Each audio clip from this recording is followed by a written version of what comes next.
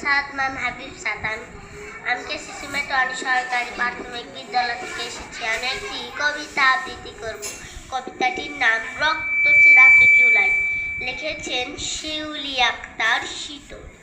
রক্তাক্ত রাজপথ, মৃত্যুর মিছিলে গভীর অন্ধকারে ঢাকা শহর, শৃঙ্খল ভাঙার ডাক দেশব্যাপী।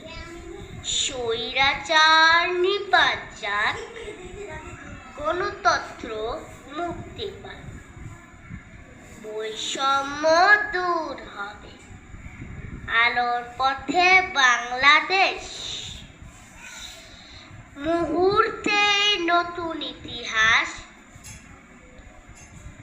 লাল সবুজের পতাকায় নতুন একটি গল্প, নতুন একটি কবিতা।